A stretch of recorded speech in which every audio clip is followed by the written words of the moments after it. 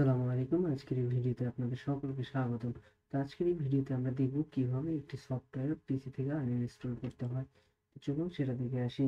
তো আমরা যদি এভাবে আমাদের কোনো সফটওয়্যার পিসি থেকে সরাসরি ডিলিট করে দিই তাহলে সেটা আনইনস্টল হবে না। তো এই জন্য আমরা আমাদেরকে কন্ট্রোল প্যানেলে যাব, সার্চ বাটনে গিয়ে কন্ট্রোল প্যানেল লিখব। কন্ট্রোল প্যানেল লিখে তারপরে প্রোগ্রামস ফিচারে যাব। তারপরে এখানে আমরা আমাদের যে সফটওয়্যারটি আনইনস্টল করতে যাচ্ছি সেটাকে আমরা আনইনস্টল করে দিব।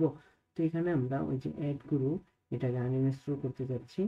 তো এখানে যদি আপনাদের সফটওয়্যারটি প্রথমে শো না করে তাহলে যদি নিচে আসে আপনারা এইভাবে এখানে সার্চ করে দেখতে পারেন অ্যাড গুরু। এই যে দেখেন এখানে চলে আসছে। তো এখানে ক্লিক করে এই যে আমরা এটা আনইনস্টল করতে চাচ্ছি কিনা সেটা জিজ্ঞেস করছে। হ্যাঁ, আনইনস্টল করতে যাচ্ছি। ইয়েস বাটনে ক্লিক করে তারপর আমরা এটা আনইনস্টল করে দিব। তো এইভাবে আমরা আমাদের সফটওয়্যার, যে কোনো ধরনের সফটওয়্যার আমরা আমাদের পিসি থেকে আনইনস্টল করতে পারি। ধন্যবাদ সকলকে।